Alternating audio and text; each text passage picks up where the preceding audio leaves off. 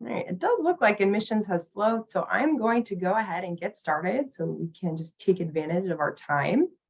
To everyone who is tuning in for our book club for the first time today, welcome. And for those who have joined us for a meeting in the past, welcome back. I'm happy to have all of you here today. My name is Stephanie Wolf, and I am the Membership Relations Coordinator here at Population Connection. Today's meeting will be unique as we have the author of the book, Dr. Gladys Kalema-Zikusoka, joining us. And Dr. Gladys has won numerous awards for her work. She is on the Leadership Council of Women for the Environment Africa, chairperson of the Africa chapter of the Explorers Club, and VP of the African Primatological Society. She has also sat on a number of boards, including the Uganda Wildlife Authority, as we read in the book, and Uganda Wildlife Education Center, and was recently appointed to the Population Connection Board. Now, before we jump into the discussion with Dr. Gladys, I have a few important housekeeping items to review with you all. Now, first up, and most importantly, it would be great if you could keep yourself muted when you are not speaking. That way we can reduce any background noise or other disruptions that can be distracting to others. And to keep things running smoothly, we're asking participants to use the raise hand function. We have a decent sized group today and the author is joining us. So the raise hand function will help us avoid from talking over one another. And this can be found at the bottom of your screen. It'll signal to somebody, one of the staff on the call, that you'd like to share your thoughts, and we can help facilitate that. Please remember to share the air, be mindful of speaking time in case others want to add in. And as for the agenda today, Dr. Gladys will share just a quick welcoming note before she and I dive into a few talking points. After chatting with Gladys for about 15 minutes, we will open the floor to all participants to share their thoughts and feedback on the book. Maybe mention a passage or quote that stood out to you. Dr. Gladys would love to hear your takeaways. And if you have a question, you can ask her at this time. Now, please keep in mind, excuse me, one moment.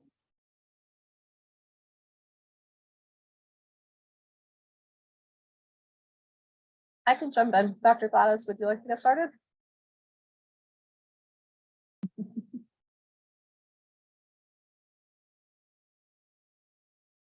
You're still muted, just so you know. Thank you all so much for arranging and organizing the book club. I'm the page turner. I'm really excited to be here today. I'm actually speaking from America, but I'm in Burundi, as you can see. The view behind the forest, that's the view from our office at Bini Impenetrable National Park. But I happen to be in New York right now on a book tour, which began on 20th April to be exact, when I gave a talk at Wings, which supports women in discovery and exploration. That was the very first event for the book. It's been exciting, very exciting time. Writing the book, now promoting it, and to different audiences, and people have had a different take on the book. So after Wings, we went to San Francisco to the Wildlife Conservation Network Expo. Then I actually spoke at a church, St. James Church, the Earth Day sermon, through someone I met on a webinar for women empowerment, like a few weeks before. And then I spoke at the Internet Archive, which normally helps to promote people's books. And then I spoke at San Diego Zoo Safari Park. And I got to meet the gorillas that I write about in the book, the ones that got COVID. So that was quite emotional. They've all recovered, Winston and his troop. And then we went down we spoke in Orange County at the people who hosted us, and then came to the Explorers Club, which is very interesting as well, because I'm the Africa chapter chair of the Explorers Club. Then we went to Cornell. They donated the first microscopes to us when we started the nonprofit Conservation Through Public Health, and they had a big crowd. That was very interesting.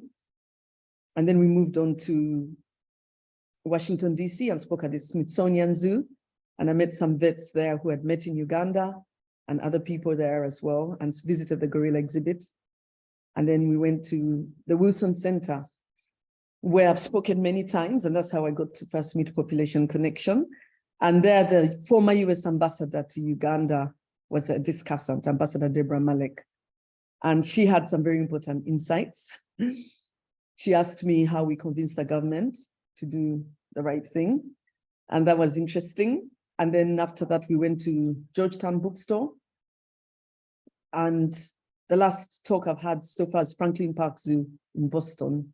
And NPR recorded me speaking, had an interview with me before it was shown. But in between, I managed to go on Good Day New York to talk about the book on Tuesday morning. It's a Fox News channel. And it was interesting to talk to people about gorillas, and they're very interested in the community health component. Yeah, it's been interesting writing the book. I decided to write the book because I felt that I'd had many unique experiences in my life. If you notice, the book is divided into 4 parts.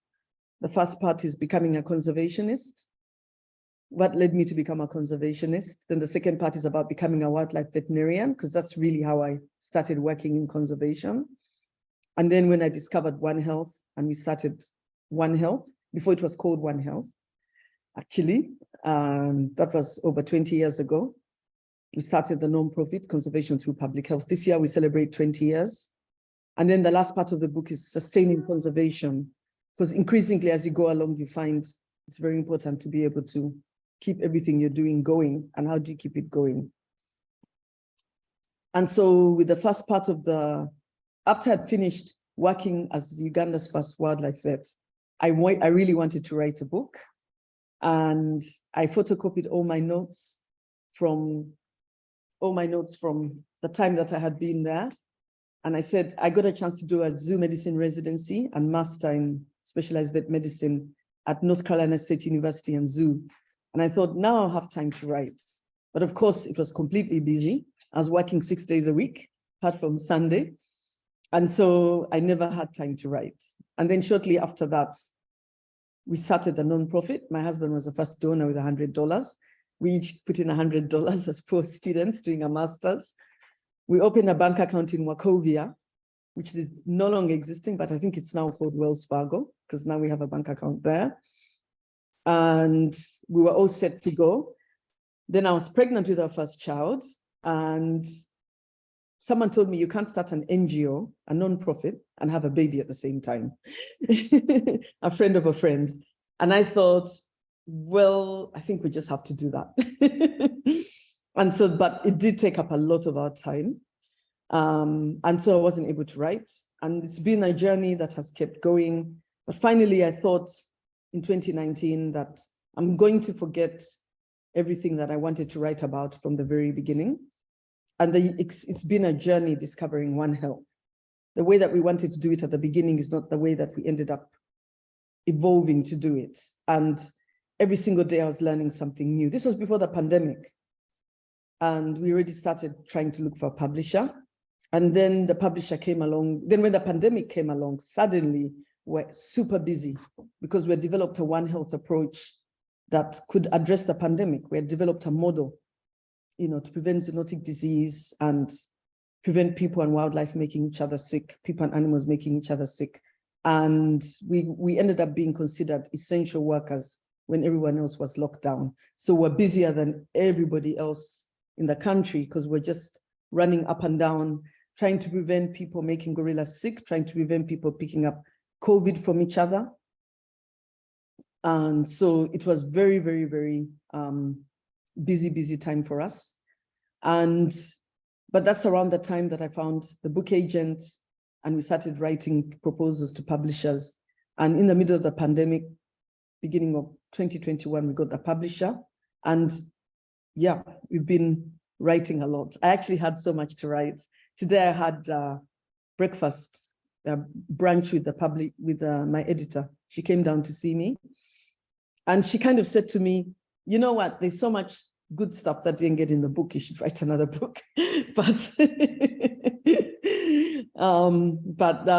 anyway, it was great. She had to cut out a lot of things because a book can only be so long, but it was important to touch all those 4 main areas in my life. And the part of my conservation journey. And I have to say that with becoming a conservationist, you know, I had to really dig deep to where it all started. And I remember I'd started talking about my dad, and my book agent, who's also an English teacher, said, what about your grandparents? Were they people who also wanted to do something for the country? And I said, yeah, actually, my grandfather was very famous in Uganda. He was he was a prime minister for many years, and he got killed. He was assassinated because he tried to convince people to sell land to create the first university in East Africa. And he himself sold his land and tried to convince other landowners. And they killed him the day after he had signed the agreement with the British, when Uganda was still a British protectorate. And so everybody in our family, my cousins, have all aspired to, to do well, to keep our grandfather's legacy going. And then, I added that part into the book. And then my mom, met my dad, and they continued the journey. I feel very sad that I never got to know my dad, because I was 2 years old when he disappeared, when he was abducted from home. And my mom wrote a book actually called My Life is Butter Weaving. And in her book, she talks a lot about my dad. And she also talks, the hardest chapter in her book for me was reading about the chapter when he disappeared. But she said how I used to ask where he was in the local language, Tata, Uwa, because I was wondering, a 2-year-old, suddenly this person who was in our lives is not there. But I still don't remember him. My older siblings remember him better. But I grew up with this strong urge to do something for him and continue his legacy.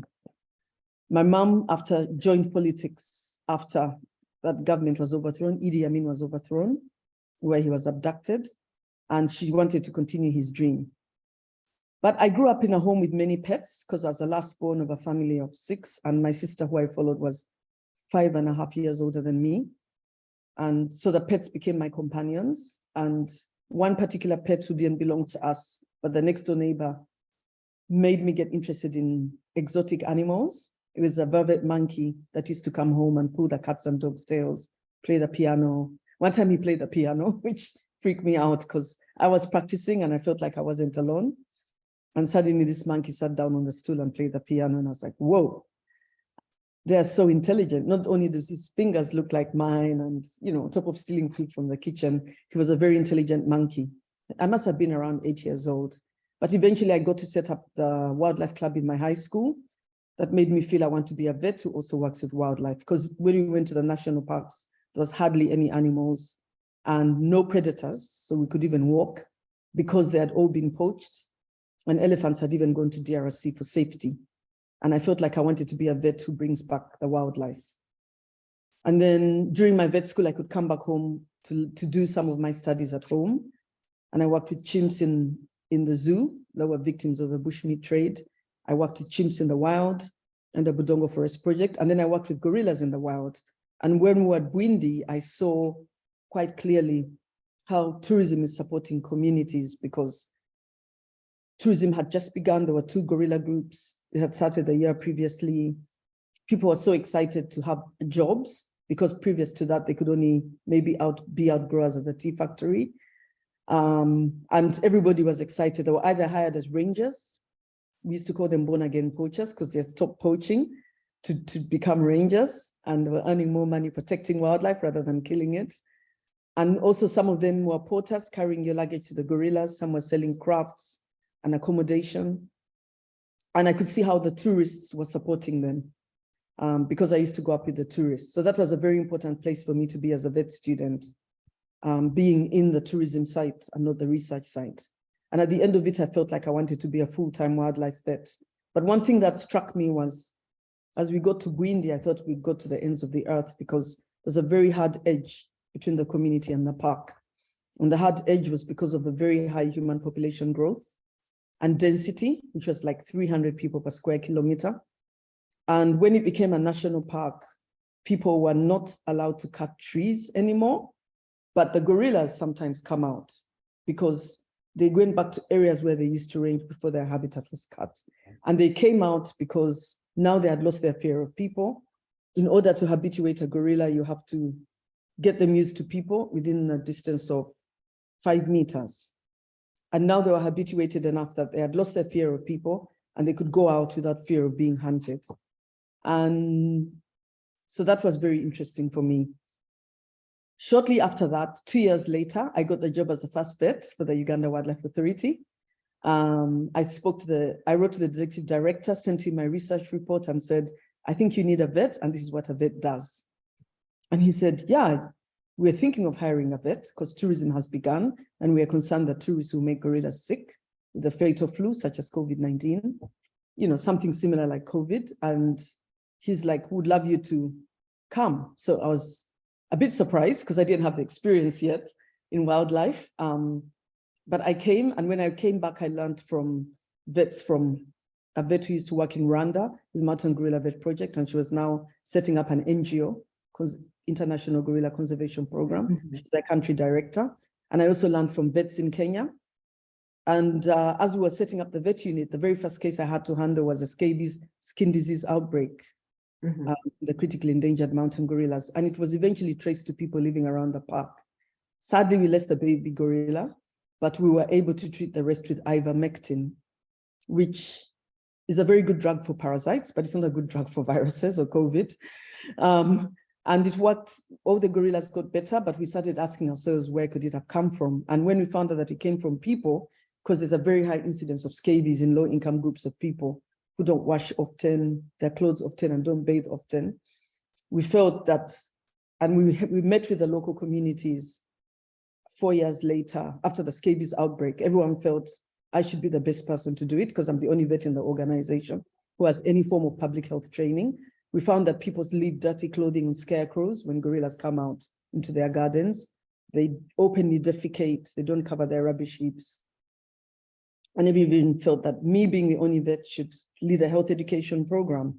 And that was another turning point in my life, because when we met with 1,000 people in 8 villages, and they told us that, they wanted health services to be brought closer. They wanted better, they wanted us to strengthen the human gorilla conflict team, has gorillas back. And when they also told me that they wanted more health education, we used a lot of this to start the non-profit.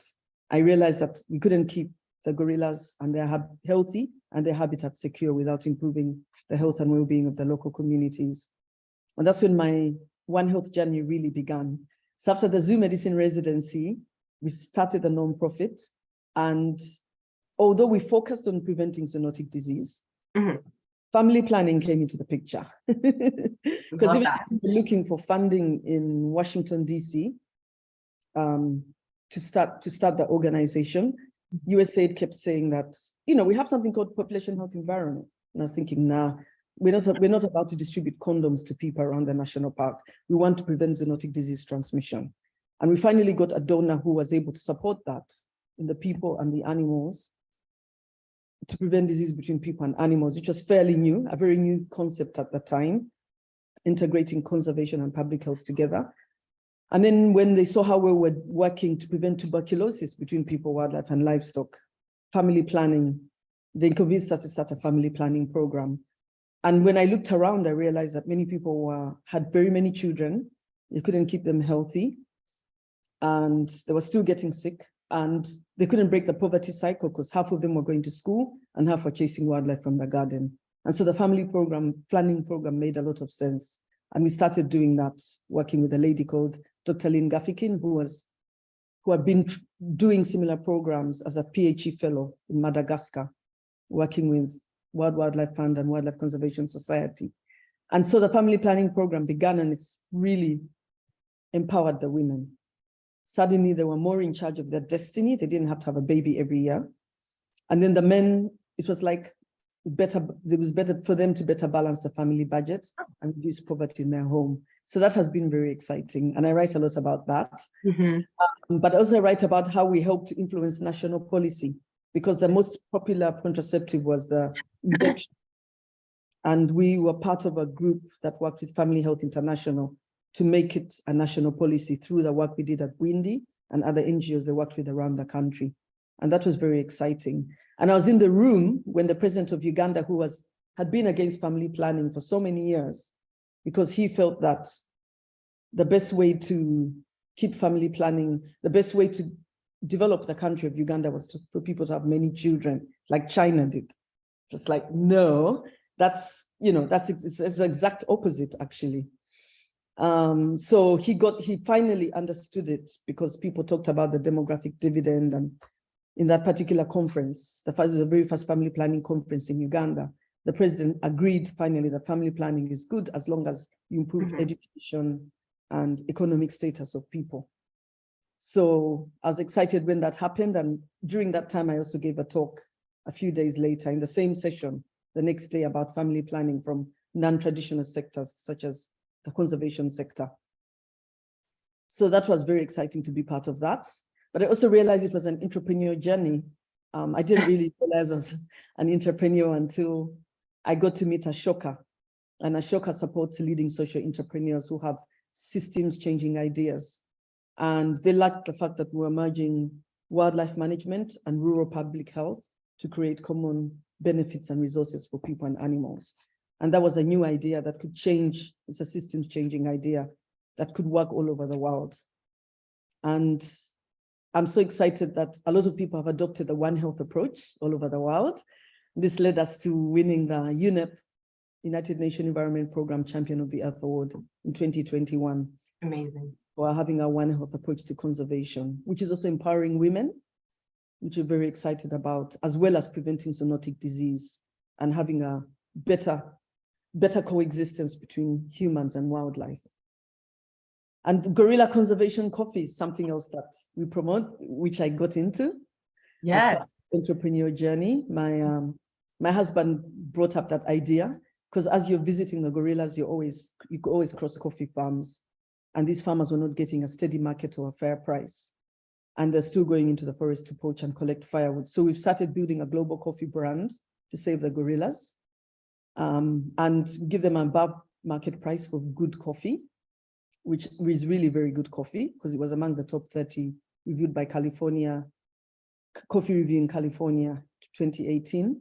And then a donation from every bag goes to support the community health, gorilla health and conservation education programs. We also started engaging children in conservation, and my son Indigo and Tendo have always been coming to Bwindi, playing with the children. And I was very proud when my older son wrote a book. It came out before mine, called Zookeeper for a Week. And he's written that book. And it even came out before my mom's book came out. And then his younger brother wrote an article about COVID and gorillas during the pandemic. But we're engaging children in conservation, and it's really satisfying to see that the children are excited about conservation. But I think it was very important to first get their parents excited about conservation through our work. The village health and conservation teams promote health and hygiene. They promote family planning. They also talk about why it's dangerous to eat animals that are not expected, like wild animals. Right. And they also talk about how to prevent disease between people and gorillas, and why we shouldn't cut trees and poach. So how to carry out proper sustainable agriculture. And that's really helping. Many people are changing. Currently, we're reaching about 40,000 people in 7,000 states, with 270 village health and conservation teams. So that's very exciting. But I've also enjoyed writing about women and conservation. I would say that, that was one of the hardest chapters to write. I had to be very vulnerable, because my agent and editor were like, you have too much information, but you have to have a chapter on women and conservation. It's very, very important. And yeah, I had to really think about the times that, I've been hurt, or, men have not treated me very well, and other women in this world, very male-dominated world of conservation, veterinary medicine, and in general, just the way the world is. So that I had to really dig deep into myself and be more vulnerable on that one. But we've made great, significant strides. And I have a mother as a very great role model. She's one of the first women members of parliament and advocated for an extra seat in parliament for every woman. So Uganda has among the highest seats in Parliament for women. And also just talking about, I was a woman out there in the field, going to the wild animals, and there were women doing that. We had, it was mainly, the rangers were not expected to be out, to have female rangers. And now as I speak, there's 20% of the rangers are women, and it's very exciting. That is exciting. I love to hear that. If there is anything else you wanted to share before I open the floor to participants, I felt like that was so exciting to hear, especially as we all read the book. Most of us read the book, and like hearing it firsthand from you, it's, yes, absolutely inspiring. I know people were sharing their thoughts in the chat, hopeful. It's absolutely amazing to have you here and to hear firsthand what we were reading in the book. So if you have any last notes, oh, and I do want to mention that you were talking about your coffee, the Gorilla Conservation Coffee, and the link to purchase that coffee is in the chat box.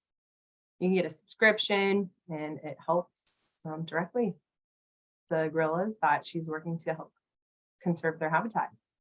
Oh, go ahead. Yeah, I think I don't have much else to share.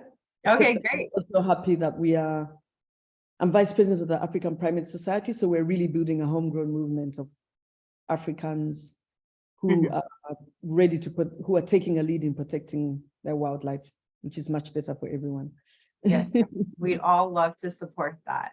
So if anyone has any, at this time, I will open the floor to our participants. If you want to share any thoughts you had on the book, if you have a question for Dr. Gladys, you can use the raise hand function, and we can get you unmuted to share your thoughts. Jump into the discussion portion. Yes, Larry. Thank you. Just as an aside, I was listening to the news last night. In the country of Colombia, they need to move hippopotamuses. The hippos have too many, and I know you have experience. Maybe they'll call you for moving. I was really very impressed with the move towards family planning in your organization, in the CTPH organization.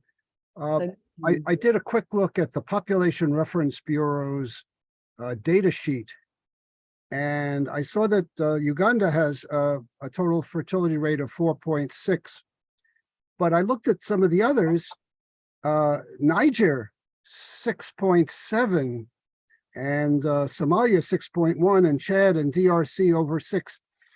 I don't know if those countries have the same connection with conservation of animals and nature, but they all have the same problem. And I wonder if you have any clues as to how we can move the African countries that have such a high birth rate back towards a stability rate. Thank you. Yeah, thank you for that. Actually, when we started out, Uganda was at 7.1. This was 20 years ago. And we're pleased to have and proud to have helped to reduce the fertility rate, because actually within the district where we are windy, so like 4.1, it used to be 7.1. So it used to be above the national average, and now it's below the national average. But definitely, I think those countries need to, they need to adopt family planning. The presidents of the country have to embrace it. We found that in Madagascar, they found that when the president of Madagascar took a lead in it, he became a champion for family planning. The same in Rwanda, everybody got into it, and now everyone is practicing it. So you need leadership right at the top, but also at the bottom, you need, from a grassroots level, you need people out there realizing it's important. And one thing I can say is some of the countries you mentioned may not have so much wildlife, so the population health environment approach may not necessarily resonate with them. But one thing I learned is that family planning from non-traditional sectors, but which are very influential, such as the cultural sectors. Some of them may have kingdoms. The Queen of Buganda is our patron, the Nabagereka, and she's a UN, she's known for empowering the girl child, and they're always inviting her to conferences to do with promoting family planning, because she's an advocate for it. But also having the religious leaders, some of our volunteers and some of our staff stand up in church. They're given a spot in church to talk about why people should plan their families and have the children they can manage. even in the Catholic churches in Uganda and in DRC where we've done some work. So I think all those places, even the Muslims, you find that the imam, they were all there when the president declared that family planning is a good thing. And they also gave talks about why it's important.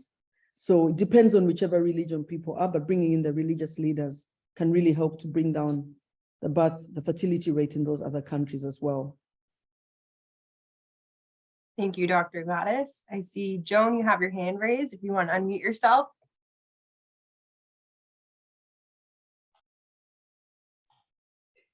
I just wonder, how can I buy your book?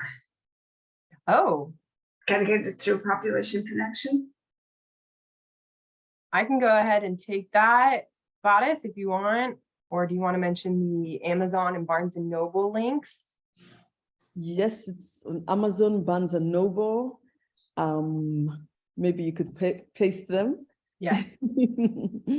So buying from here will help boost the book's rating, and it'd be great if we leave reviews as well. So I'll go ahead and drop those in the link in the chat box for you, Joan. Okay. Thank you. And then Robin, I see your hand is raised. Go ahead. It's also there a number of many independent bookstores all over America, including Tattered Cover in Colorado and Brumon's bookstore in Los Angeles, Books Inc. in San Francisco, and many different places. But Amazon and Barnes and Noble are the main places.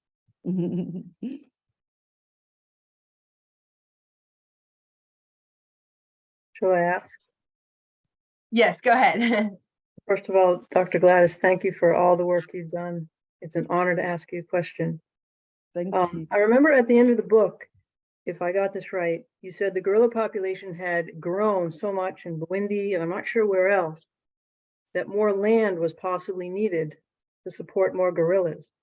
So I'm wondering, with the success that you've experienced there, how is this issue to be handled? Is it likely that more land will be put aside, or how is that going to work, do you think? Yes, more land is needed as the numbers are going up. There's more negative human and wildlife interaction because they're ranging more and more outside the park. Yeah, we're actually working with the local communities to convince them to sell their land. And actually many of them want to sell their land because there's so much human wildlife conflict, they can't even grow their crops on that land. And we're trying to work with them to do it in a proper way so that there's free, prior, and informed consent, and so that we expand the habitat for the gorillas. In Rwanda, they've started to do it to expand the Volcano National Park, and in Burundi it's urgently needed because there's not much chance for the gorilla numbers to grow if there isn't space for them. And you know, they'll always pick up diseases from people, destroy people's crops. There'll be just so much negative human-wildlife interaction if we don't expand their habitats. And yet if we do, so many people will benefit from it, and the gorillas will benefit and the people will benefit. So yeah, that's something we're actually fundraising for that. If you know people who would be interested in donating to the land purchase around the park. Majority of people we've interviewed I would like to do it, would like to sell their land and be able to buy more productive land. And many of them have become conservationists anyway, because around the park, their children have gone to better schools, and some of their children are employed by the park, and they're seeing the benefits of tourism and the gorillas. How does one donate directly to that? Thank you so much. And you can do it through our website. I think my team are on here. I can send it. Tani can send the links. Thank you so much. Thank you. And I see Deborah, your hand is raised if you want to help. Yes, hi. I just want to say how proud I am of Gladys.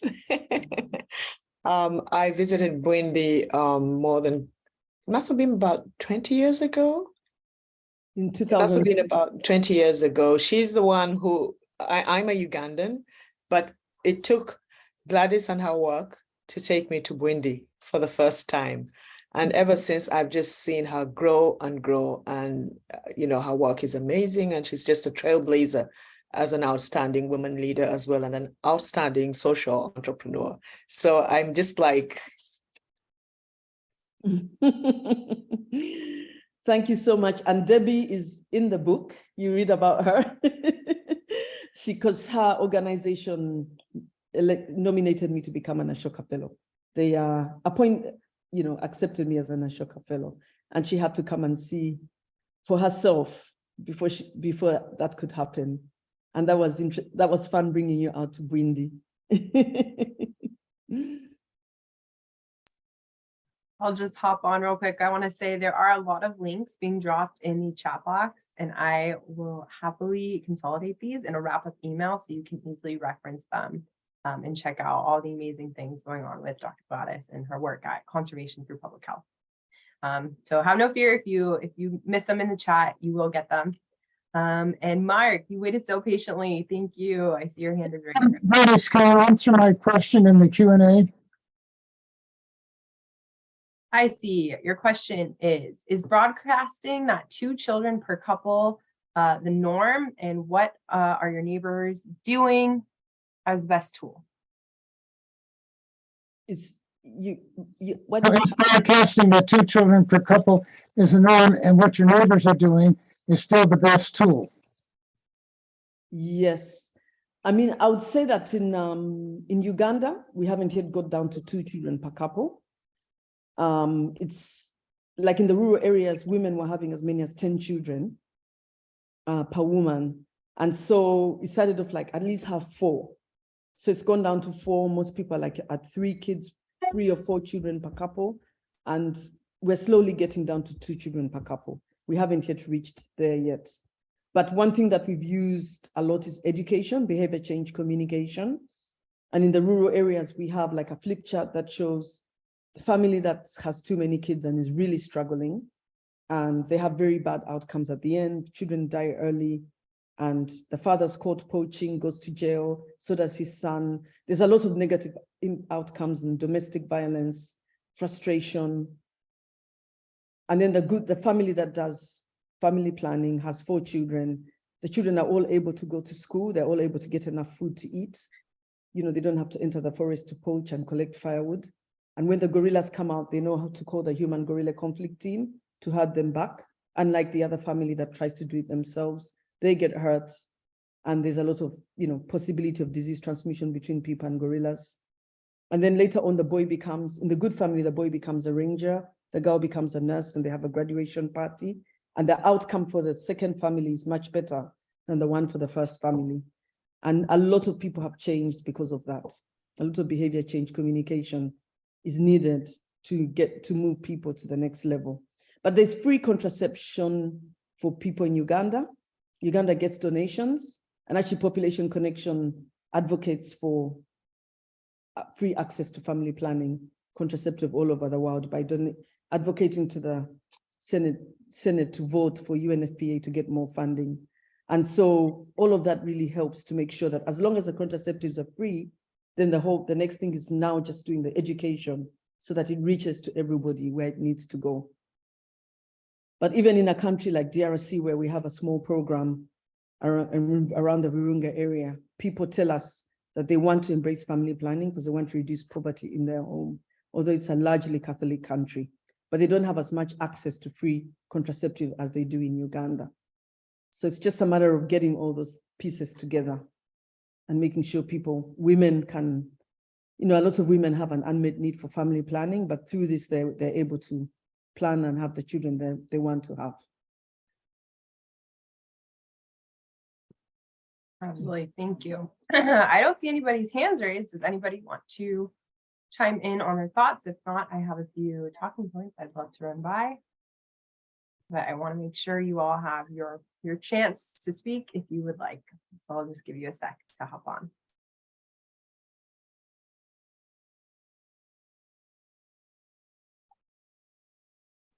No takers? This is Oh, Lynn. I have Hi. hi Gladys. Hi, how are you? This is Lynn.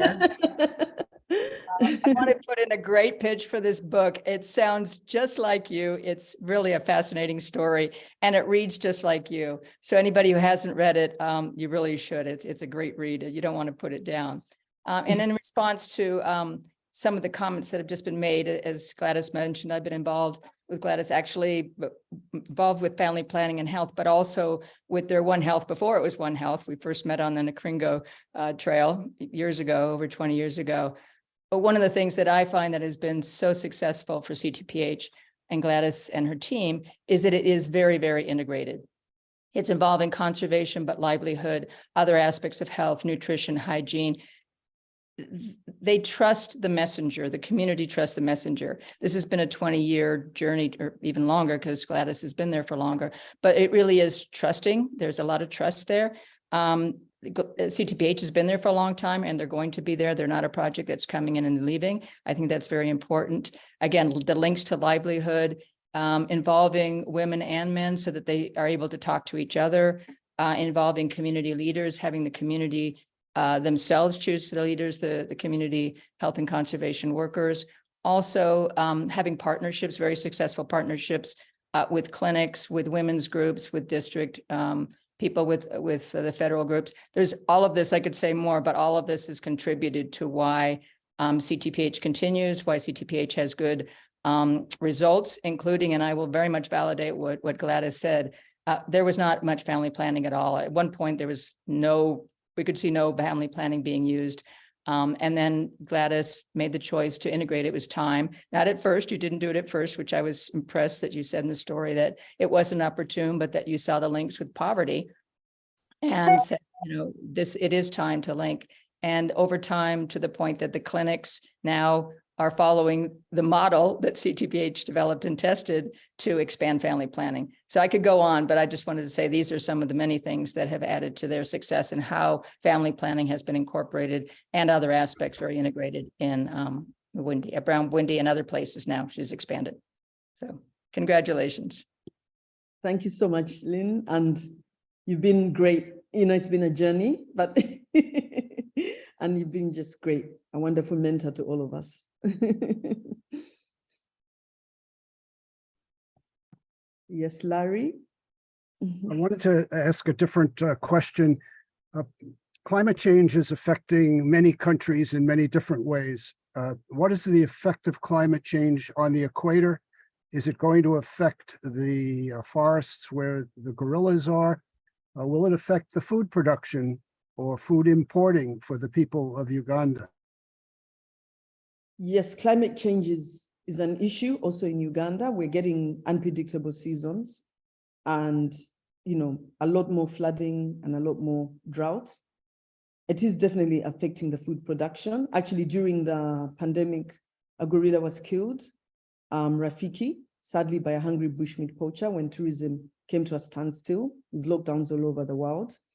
And in order to prevent further killing of gorillas, we started to provide fast-growing seedlings, which we called ready to grow, which grow within 1 to 4 months, to all the vulnerable households, including the poacher's wife, when her husband was put in jail for 11 years. And some of the people's seedlings didn't, they were flooded and they couldn't grow. Like some people planted cabbages. So that kind of undermined the program because we needed to reduce hunger to prevent people poaching. But in other places it worked. So it's definitely affecting food production. It's affecting, we're getting more infectious diseases. We never used to have malaria around Windy, but now it's gone up because the temperature's gone up slightly and people are getting sick because they didn't have any immunity. Yes, it's definitely affecting. But one thing we're telling people is that if you keep the forest intact, and not cut down trees, you're helping to modulate that climate around that area. And you're ensuring that people always have water and there'll be a more stable climate around. So that's another thing we're telling people, protect the forest. It has gorillas and other species, but it's also a very good water catchment area and climate modulator. So that's all the more reason not to cut down trees and to plant trees. We're actually encouraging our coffee farmers to plant shade trees for the coffee, because actually the coffee ends up being a better quality, but also trees that can absorb carbon as well is another thing that we want to start going towards, because all of that, every little thing helps. We're also promoting clean energy cook stoves, working with different groups, including Gorilla Habitats, who are based out in Orange County. They're doing some work around Windy, working with local partners, including us. And because all of that, if someone can use the firewood that I've used in one day, they use in 1 week, all of that is reducing, helping to mitigate the impact of climate change. And for the gorilla specifically, we're not sure, but studies are being done to see whether they're raiding crops more because they're not getting enough of their food in the forest. There's all of that. We're trying to study it in the different aspects of it with the animals and the people. Yes, I think Rogan has put up his hand. Yes, I see you, Rogan. Right. Thank you. Am I talking? You're a little quiet if you're able to speak up just a little bit. Okay, I'll try to speak louder. I'm just looking at a point. I'm super impressed that I guess you call it a holistic approach that in combining so many things, and it's obvious that you're part of the community and you are able to see all those issues as being important.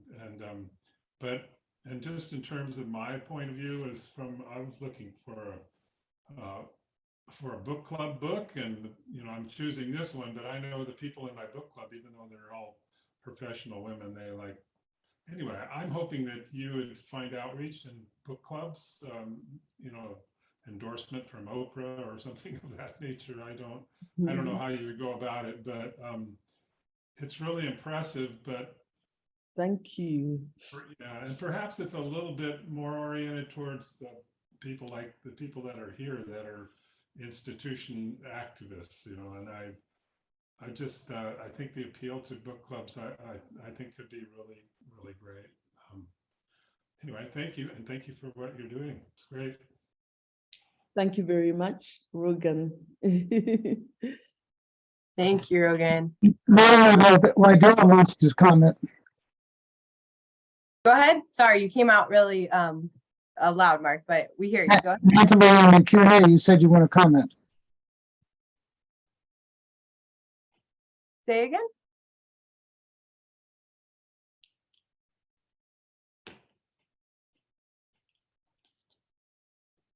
Mark, I wasn't sure if we heard you ask a question or if that was just a comment. I want to make sure. She commented in the Q&A that she would like to comment on my question.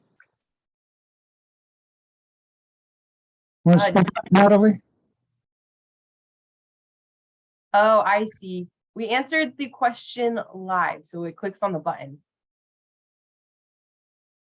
But we could follow up if you prefer a written answer, but Dr. Gladys did answer the question live regarding having 2 children and making sure that there are resources available to women, in addition to the education, making sure that's distributed throughout the communities. Does anybody else have any last questions? I know, just touching on what Rogan was asking about, sort of the audiences that are responding to this book. Dr. Gladys, you even were interviewed by Fox News and they responded well to that. So it's great that this book is getting to other audiences that might not otherwise read the book, which is amazing. Yeah, that was great to be interviewed by Fox News. The publisher organized that. Good Day, New York. They were interested in the gorillas. They were excited that Dr. Jane Goodall had written the foreword for the book because they've ever interviewed her before. But they were also very interested in the community health side of things, which was great. They really were interested in that. The fact that we're integrating community health and gorilla conservation. So that was very encouraging to hear that. And I believe it was Larry asked a lot of questions, great questions on climate change. And I'm specifically curious, tourism has helped the gorilla conservation efforts immensely. And at CTPH, you've done a great job with trekking groups. You've got the coffee in place now. As tourism possibly increases, are there safeguards in place to make sure that the habitat is properly used? I'm curious, I guess more like if roads are developed, is that something that might happen in the future as tourism grows, or are there policies in place to prevent that? Yes, that's a great question. There's a lot of pressure to make the place more urbanized, as you can imagine. Yeah. When I first started out, there were only about 5 lodges. Now you cannot believe it. There's over 70 lodges. in a forest which is only 300. They're all around the forest, it's only 321 square kilometers. So, and there's been pressure to tarmac the road that goes from one end of the park to another, 2 roads.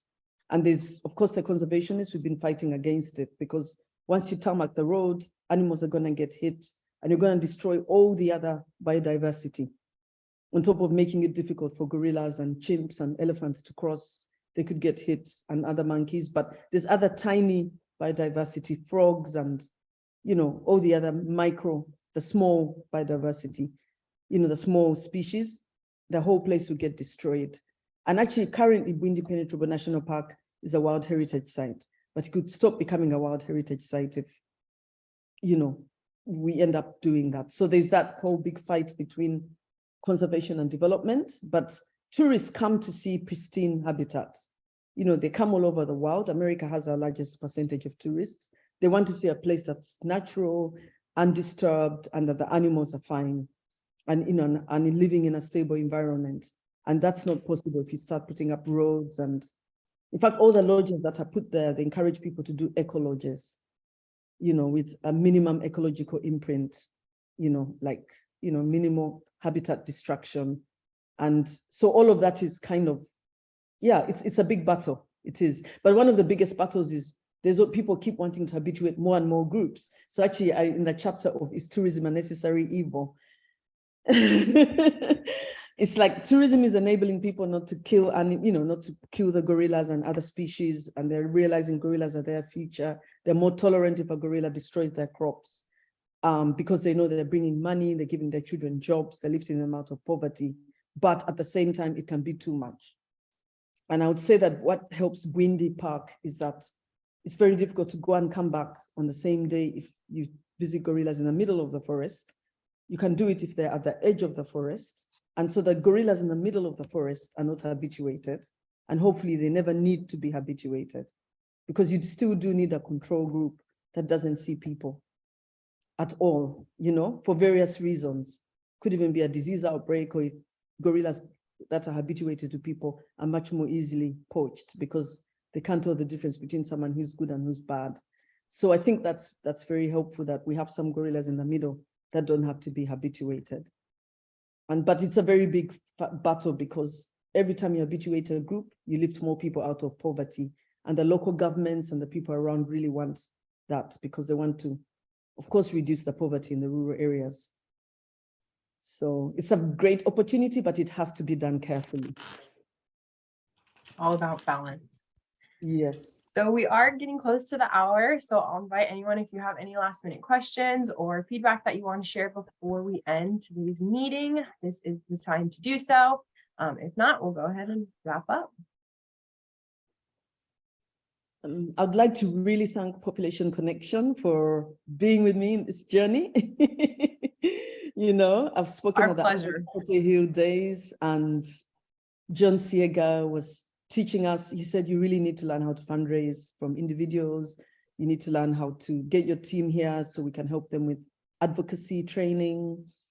And it's just been amazing. Marianne has written articles about us, got me to write in the Reporter. Hosted some of you at Bwindi. I welcome you all to visit. Come and see the gorillas, come and see the community work. We can take you to meet our village health and conservation teams. If you're lucky, you can come when they're giving a depot show to a Sayana press, you know, in their homes, and just learn about their lives and their work. And it's a really amazing experience to see the gorillas and meet the local community. Yes, we absolutely value our partnership with you. We are so proud to be your partner, and it's amazing to hear about the work you're doing. And you've been so busy. From Avian Conservation Uganda. Yes, they have their hand up. We'll finish off with you, Avian, if you want to hop on, Avian Conservation.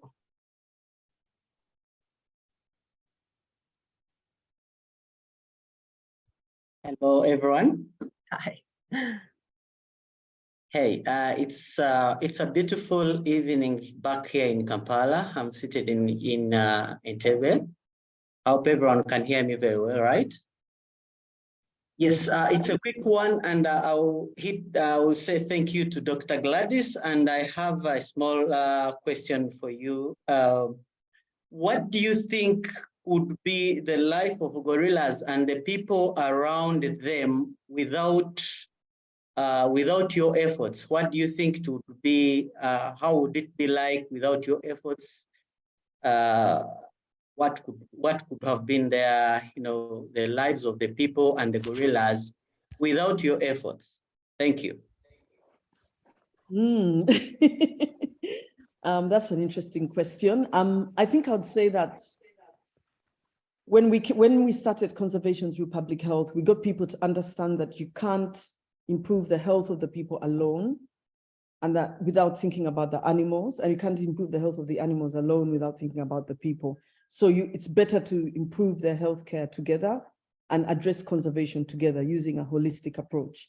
So if we hadn't come in and really pushed that, it would be very difficult to have those One Health approaches and models moving along. We wouldn't have had the village health and conservation teams, because you'd only have had only VHTs, village health teams, or community health workers. But now that they're able to go and talk about good health and hygiene, family planning, and at the same time also talk about the importance of planting trees, reducing zoonotic disease transmission, not eating bushmeat, many more people are getting information about how to improve their health, but also to improve the environment, and they're developing better conservation practices and attitudes, as well as health practices and attitudes.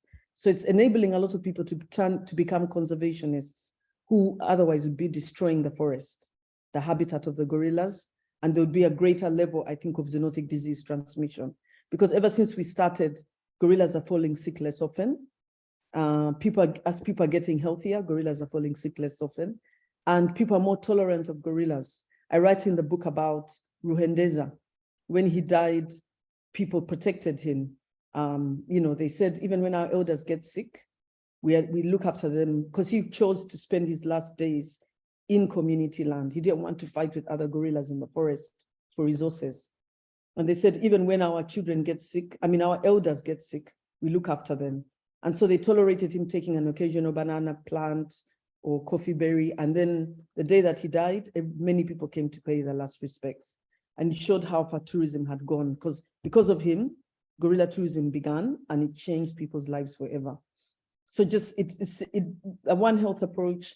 When you improve people's health, you show them that you care not only about the gorillas and other wildlife and the forest, but you also care about them, because healthcare is a basic human right. And that is really enabling coexistence. We're so pleased that the numbers of mountain gorillas has almost doubled over the past 25 years. And we are excited and proud to have contributed to this growth, along with other organizations, the tour operators, the government, the NGOs in the area, which are improving the health of the people, improving the health of the gorillas. All of us have contributed to it. The research, because the money from tourism supports law enforcement efforts, but some of it is also shared with the local community and is lifting them out of poverty, by improving schools, clinics, and roads. And the gorilla levy is now it went up from $5 to $10 for every permit. And this happened actually at a time when I was sitting on the board of the Wildlife Authority, Uganda Wildlife Authority, where I used to work as a staff.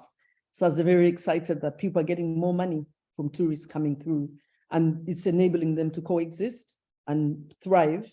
As the gorilla numbers are growing, the people are also, and gorillas are doing better, people are also doing better. And that's the only way you can ensure that, it's a win-win for everyone, because once we destroy nature, we destroy ourselves ultimately. So we all need to move and grow together.